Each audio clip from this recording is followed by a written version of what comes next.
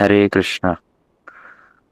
तो हम लोग प्रत्येक दिन की भांति आज पुनः एकत्रित होकर के भगवान की मुख निसृत वाणी श्री भगवद गीता को श्रवण करने के लिए उपस्थित हुए हैं। हम लोग भगवद गीता के तृतीय अध्याय को श्रवण कर रहे हैं, जहाँ पर भगवान ने अर्जुन के माध्यम से ये कर्म योग की शिक्षा प्रदान करी है। हम लोगों ने अर्जुन के द्वारा किए हुए प्रश्न के विषय में चर्चा करना आरंभ किया था। अर्जुन ने प्रश्न किया था कि न चाहते हुए भी क्या ऐसा एक है वस्तु जो कि मनुष्य को, जो कि जीव को पाप कर्म करने में नियुक्त कर देता है। बलादपि नियोजित अनिच्छन अभी वार्ष्णेय बलादपि नियोजित, कि कैसे इच्छा नहीं होते हुए होने पर भी बलपूर्वक व्यक्ति इन सब चीजों में लिप्त हो जाता है, पाप कर्म में लिप्त हो जाता है। क्योंकि इससे पहले भगवान ने अर्जुन को जब युद्ध करने के लिए कहा है, तो उनका प्राय प्रश्न उसी पर ही है, टिका हुआ है कि मैं पाप कर्म में लिप्त होना नहीं चाहता, मैं युद्ध करके और फंसना, बंधन में नहीं पड़ना चाहता। भगवान ने अर्जुन को वर्णन किया था श्लोक संख्या 37 के अंदर कि कैसे कामेश क्रोधेश रजोगुण समुद्भव, ये काम ही है जो व्यक्ति को बंधन में डालता है। और ये काम इतना पेटू है, इतना असंतुष्ट है, सर्वभक्षी है, ये इतना पापी है, और ये नित्य ये शत्रु है। ये सारी चर्चा में हम लोग डिस्कस कर रहे थे। कल श्लोक संख्या 39 पर हम लोगों ने डिस्कशन किया था, जहां पर भगवान कह रहे हैं कि ज्ञानिनो ज्ञानम एतेन ज्ञानिनो, कि ज्ञानी व्यक्ति की भी बुद्धि को ये काम हर लेता है। यहाँ पर ज्ञानी शब्द जो प्रयोग किया गया था वो आत्मा के लिए कहा गया था, कि व्यक्ति, क्योंकि आत्मा वो सच्चिदानंद स्वरूप है, और ये सच्चिदानंद आत्मा भी काम के द्वारा आवृत हो जाती है। कैसे आवृत होती है उसके उदाहरण हमने पिछले श्लोक के अंदर श्रवण किए थे। 3 उदाहरण दे करके भगवान ने वो चीज भी स्पष्ट करी है। अभी यहाँ पर जो इसको बताया गया है कि नित्य वैरिणा की नित्य शत्रु है। कल हमने इस पर इसका भी स्पष्टीकरण किया था कि कैसे ये नित्य शत्रु इसको क्यों कहा। क्योंकि इस जन्म का मानो हमारा कोई शत्रु हो, तो वो शत्रु तो इस जन्म से उसका बैर हो गया, उससे वो सब शत्रुता है किसी व्यक्ति की। शत्रुता कहाँ तक पहुंच सकती है कि जान से ही मार दिया, इससे ज्यादा तो नहीं पहुंचेगी। मरने के बाद में तो शत्रुता खत्म हो गई। लेकिन ये काम के साथ में हमारी शत्रुता कैसी है, ये जन्म, लाइफ आफ्टर लाइफ, एक जन्म के बाद में अगले जन्म भी चलती रहती है। इसलिए इसको नित्य वैरिणा कह करके बताया है। मतलब 3 दृष्टिकोण से इसको आप समझ सकते हो। सबसे पहले तो लॉन्गिटिविटी। लॉन्गिटिविटी मतलब क्या, कि ये इस जन्म का ही नहीं, नित्य प्रति हमारा शत्रु है। एक जन्म के बाद में अन्य जन्म, क्योंकि यदि हम मन को शोधन कर लेते हैं, तो मन का शोधन करने से, सूक्ष्म शरीर का शोधन करने से हमारी आगे आने वाली कितने सारे शरीर जो भी हमें प्राप्त होंगे, उसके अंदर ही वो सूक्ष्म शरीर तो वही रहेगा, स्थूल शरीर बदलेगा। तो अगर मन का शोधन कर लिया जाए, ये जो काम जो मन में बैठा हुआ है उसको यदि हटा दिया जाए, तो उससे आने वाले कई सारे जन्म सुधर सकते हैं। लेकिन अगर ये काम से हमारा मन, हमारी बुद्धि आवृत कर ली गई है, हमारी चेतनता आवृत हो गई है, तो ऐसे में आने वाले कई सारे जन्म ही नष्ट हो जाएंगे, है ना। तो इसलिए नित्य वैरिणा कहा। दूसरी बात, बैरी, कोई भी शत्रु हमारा यदि है, तो शत्रु क्या करेगा, जब भी युद्ध करने के लिए आएगा या जब भी हमें मारने के लिए आएगा, तो वो अपनी कोई अस्त्र शस्त्र या अपना कोई स्ट्रैटेजी लेकर के आएगा। मतलब स्ट्रैटेजी पॉइंट ऑफ व्यू से भी शत्रु क्या करता है, अपना बल और अपना पौरुष, अपने रिसोर्सेज यूज करता है। लेकिन काम ये एक ऐसा शत्रु है जो कि हमारे ही रिसोर्सेज को हमारे खिलाफ यूज कर रहा है। कैसे, जैसे व्यक्ति के हृदय में यदि काम जागृत हुआ, या कामना ने उसकी चेतनता को हर लिया, तो ऐसे में ये नहीं होता कि वो किसी और के रिसोर्सेज यूज करके और काम की पूर्ति कर रहा है। अपने ही इंद्रियों को, अपने ही शरीर को क्षति पहुंचा करके व्यक्ति इन कामनाओं की पूर्ति में लगता है ना।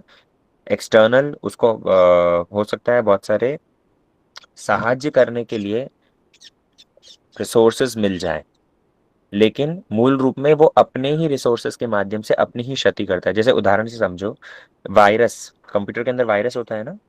अब जब वायरस आया है, तो वायरस कहाँ रह रहा है? हमारे ही कंप्यूटर में रह रहा है। स्पेस कहाँ का ले रहा है? हमारी हार्ड डिस्क में से, हमारी ही रोम में से स्पेस ले रहा है, और फिर हमारे ही कंप्यूटर का नुकसान कर रहा है।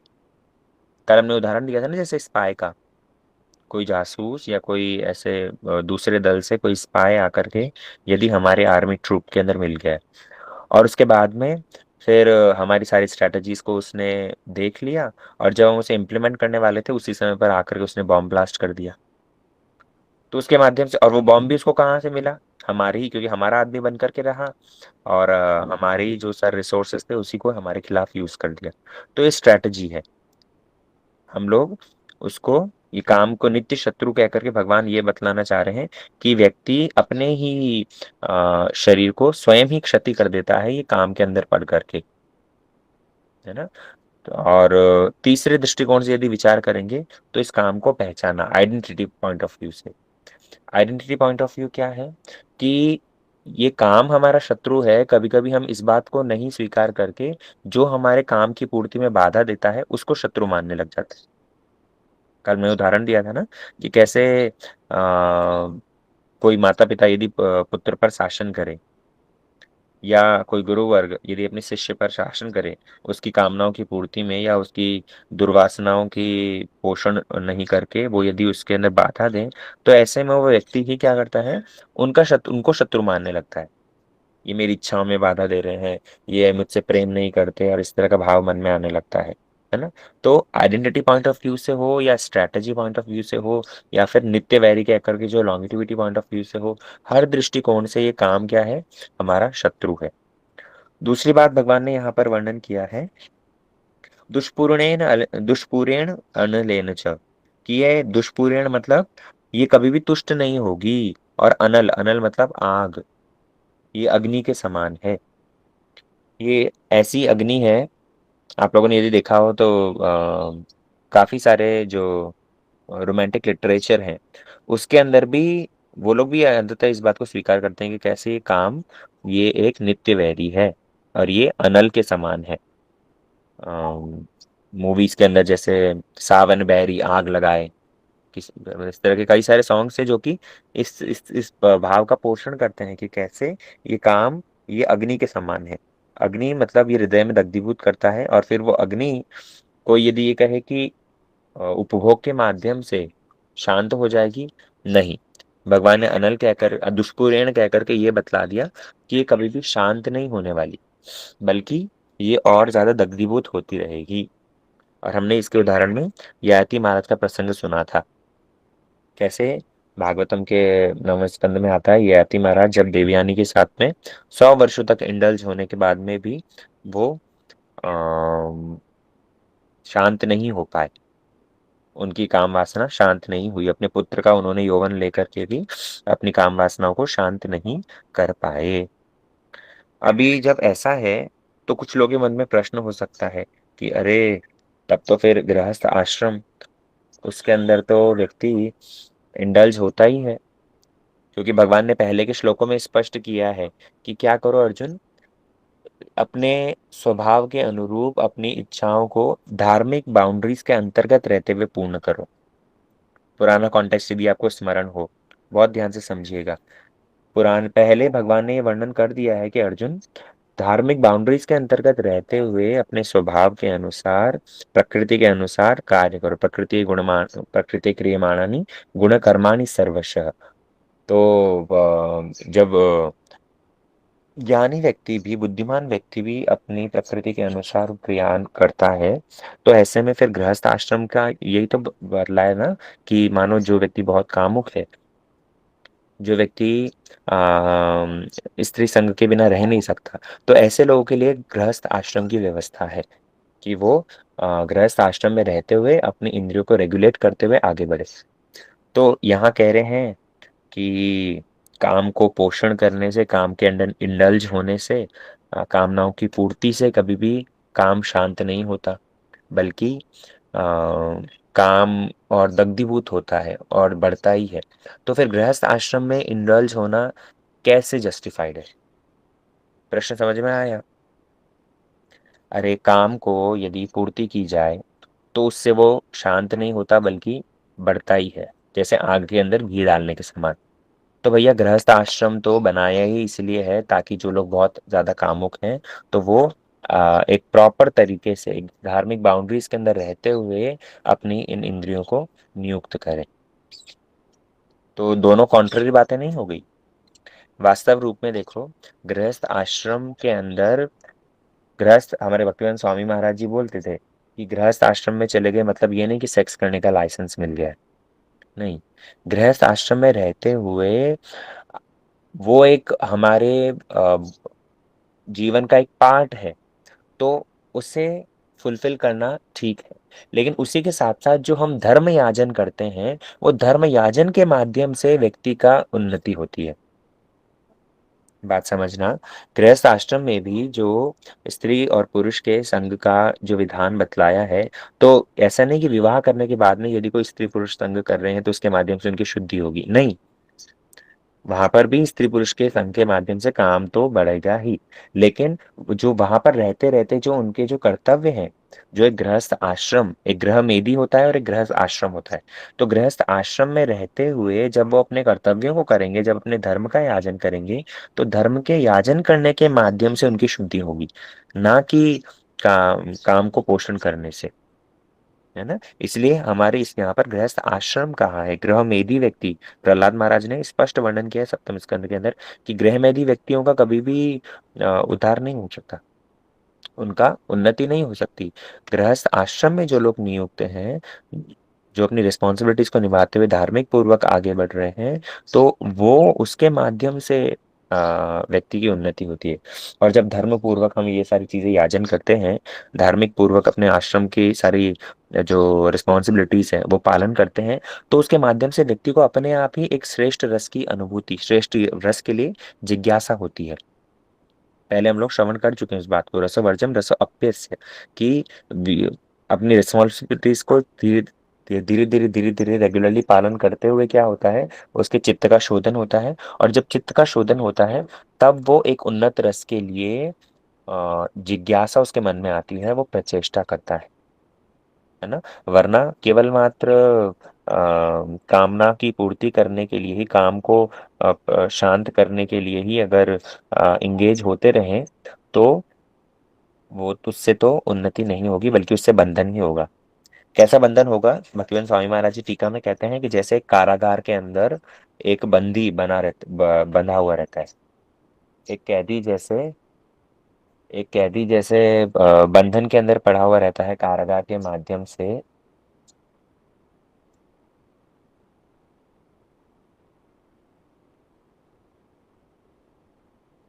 जैसे एक बंदी कारागार के अंदर पड़ा हुआ रहता है, उसी प्रकार एक व्यक्ति की परिस्थिति होती है, एक व्यक्ति की अवस्था होती है कामनाओं के अंदर। ये सोचता है कि मैं कामनाओं की पूर्ति कर रहा हूँ, मैं अपने काम को शांत करने के लिए प्रचेष्टा कर रहा हूँ, लेकिन वास्तविक रूप में वो बंधन में ही है। कैसे बंधन में है? कि जितनी ज्यादा कामनाओं की पूर्ति के लिए व्यक्ति प्रचेष्टा करता है, उतने ही ज्यादा जन्म के लिए वो बंधन के अंदर पड़ता जाता है। ये रहस्य है। इसलिए भगवान ने कहा कि दुष्पूरेण अनलेन च, है ना, कामनाओं को शांत करने से यदि सोच रहे हो कि हम जैसे अभी करंट वर्ल्ड में क्या है, जितने ज्यादा एडवांसमेंट हो रहे हैं उतने ज्यादा ही व्यक्ति बंधन में पड़ रहा है। उसका जो एक के बाद में एक जन्म मरण का चक्कर है, अनेक अनेक शरीर प्राप्त करने की जो सारी व्यवस्था है उसके अंदर अब बढ़ता जा रहा है। पहले के समय पर व्यक्ति यदि कोई बहुत ज्यादा कामी है तो वो ज्यादा से ज्यादा क्या करेगा, वो वेश्या गमन करेगा, या फिर एक्स्ट्रा मैरिटल अफेयर्स के अंदर इंडल्ज हो सकता है, ये कार्य करेगा। लेकिन आज के समय पर जितने ज्यादा एडवांसमेंट हो रहे हैं, उस एडवांसमेंट के आधार पर केवल मात्र एक क्लिक के माध्यम से कितना ज्यादा इंटरनेट पर आपको ऐसा कुछ एक्सप्लिसिट कंटेंट अवेलेबल हो जाएगा, जिससे कि व्यक्ति की कॉन्शियसनेस ज्यादा से ज्यादा दूषित होती जा रही है। ज़्यादा से ज़्यादा दूषित होती जा रही। और अभी के समय पर एडवांसमेंट मतलब तो यही है कि नए-नए तरीके ढूँढो। किस लिए? अपने काम को पोषण करने के लिए। एडवांसमेंट मतलब आज के टाइम टाइम पर यही है कि कौन कितना ज़्यादा भोगी बन सके। आजकल के एडवांसमेंट इसीलिए हैं। तो इसके माध्यम से हो क्या रहा है कि पहले के समय पर जहाँ पर व्यक्ति के पास में स्कोप ही बहुत कम था, तो किसी तरीके से तब पर भी वापस आने का कुछ रास्ता रहता था। लेकिन अब ऐसा हो गया है कि व्यक्ति की इमेजिनेशन इतनी ज़्यादा फ़िल्ड अप हो जाएगी इंटरनेट एक्सेस के माध्यम से और 10 तरह के एडवांसमेंट से, कि उसका ये जो बंधन है, बंधन मतलब क्या? बार-बार जन्म, बार-बार मरण, ये और बढ़ता जा रहा है।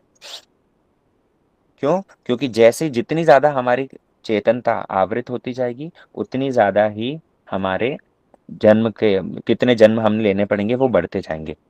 इसलिए यहाँ पर टीका में कह रहे हैं कि व्यक्ति जैसे एक कैदी कारागार के अंदर बंधा हुआ रहता है, ठीक उसी प्रकार एक कामी व्यक्ति भी अपने बंधन को और ज़्यादा बढ़ाता जा रहा है। लास्ट में यहाँ पर बड़ी इंटरेस्टिंग बात कही है कि इंद्रिय तृप्ति का भोग करते समय हो सकता है कि कुछ प्रसन्नता की अनुभूति हो, किंतु यह प्रसन्नता की अनुभूति ही इंद्रिय भोक्ता का चरम शत्रु है। ये लास्ट लाइन में जहाँ कह रहे हैं कि कुछ प्रसन्नता हो सकती है। हाँ, व्यक्ति यदि कामनाओं की पूर्ति करे तो उसके लिए कुछ प्रसन्नता, क्षणिक सुख उसको मिल सकता है। लेकिन ये क्षणिक सुख के कारण कितना ज़्यादा दुःख उसको मिल रहा है, उस विषय में विचार करना पड़ेगा। टेम्परेरी हैप्पीनेस के कारण कितना ज़्यादा हमको बॉन्डेज मिल रहा है, जैसे चूहा, घर में चूहा हो जाता है, चूहे को पकड़ने के लिए हम जो रैट केज लगाते हैं, चूहेदानी के अंदर चीज़ लगा कर के फँसा दिया। तो वो चूहा उस चीज़ को खाने के लिए आगे बढ़ता है और बढ़ता है, चीज़ खाता है, जैसे ही थोड़ा बहुत हिला-डुला और तुरंत दरवाज़ा बंद हो जाता है। अब चूहे को चीज़ खाने में आनंद तो आ रहा था, क्षणिक सुख था, लेकिन उसके कारण कितना ज़्यादा उसको बाद में बंधन भोगना पड़ेगा। हो सकता है उसको कोई मार भी दे बाद में। घर से बाहर निकालने की बजाय कुछ लोग चूहे को मार भी देते हैं। तो वो ही उसके परम शत्रु बन गया ना। मछली को जब पकड़ते हैं, काँटे के अंदर कुछ फँसा करके और उसको पानी में छोड़ दिया, और जब खाने के लिए मछली आती है, खाने में अच्छा लगता है, क्षणिक सुख मिला, लेकिन उसी क्षणिक सुख के कारण जब वो ज़ोर से मुँह मारती है, तो वो फँस जाता है मुख में, और फिर उसको पानी से बाहर निकाल करके मार दिया जाता है। तो यहाँ पर लास्ट लाइन में उसी चीज़ का वर्णन किया कि क्षणिक सुख, इंद्रिय तृप्ति का भोग करते समय हो सकता है कि कुछ प्रसन्नता हो, लेकिन वो क्षणिक सुख कैसा है? वो क्षणिक सुख ही उसका परम शत्रु है। नित्य वैरिणाम, इसी बात का पोषण किया। आवृतम ज्ञानमेतेन ज्ञानिनो नित्य वैरिणाम, ये नित्य शत्रु है ना? इस श्लोक के अंदर इस तरह से बतला रहे हैं। 40वां श्लोक हमने थोड़ा स्टार्ट ही किया था।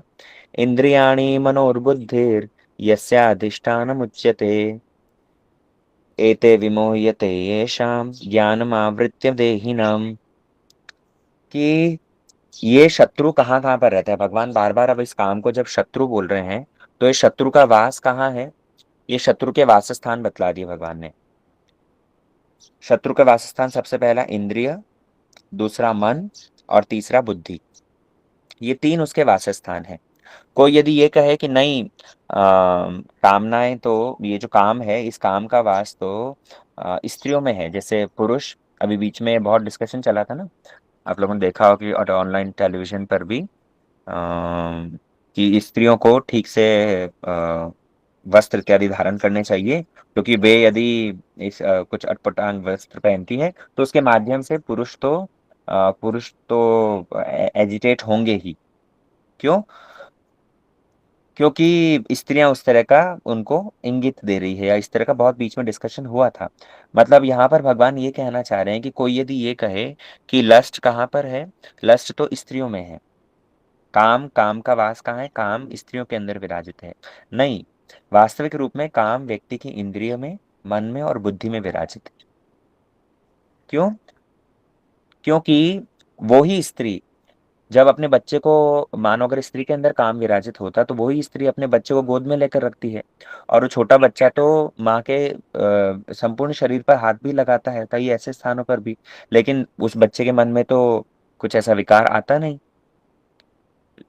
तो वो ही स्त्री, अगर स्त्री के अंदर काम विराजित होता, तब तो फिर वो बच्चे के अंदर भी वो काम जागृत होता। वास्तविक रूप में काम का वास कहाँ है? भगवान कह रहे हैं इंद्रियाणी मनो बुद्धिर, इंद्रियों में, मन में और बुद्धि में। अब इसके ना दो एस्पेक्ट है, देखिए। एक तो है कि व्यक्ति के स्त्री विशेष के अंदर काम विराजित नहीं है, बल्कि पुरुष के या जो भी भोग करना चाहता है उस भोगी व्यक्ति की मन, बुद्धि और इंद्रियों में काम का वास है। दूसरी बात, हम किस तरह से ड्रेस कर रहे हैं, हम किस तरह से वस्त्र धारण करते हैं, उसके माध्यम से हम पब्लिक को एक इंगित भी देते हैं। हम जिस तरह से, आप चाहें या ना चाहें, लेकिन आपकी वेशभूषा, आपका व्यवहार सामने वाले व्यक्ति को एक मैसेज देता ही देता है, कुछ ना कुछ उसको इंगित करता ही करता है ना? व्यक्ति अगर किसी सुनसान गली के अंदर जा रहा है और उसके पास में बहुत सारा पैसा है, अब पैसा उसने क्या किया, जानबूझ करके अपनी पॉकेट से थोड़ा सा बाहर निकालते हुए 500-500 के नोट दिखाते हुए रख दिया, या अपने हाथ में ऐसे घुमाते हुए और पैसा लेकर के जा रहा है, और किसी चोर ने आकर के उसकी चोरी कर ली।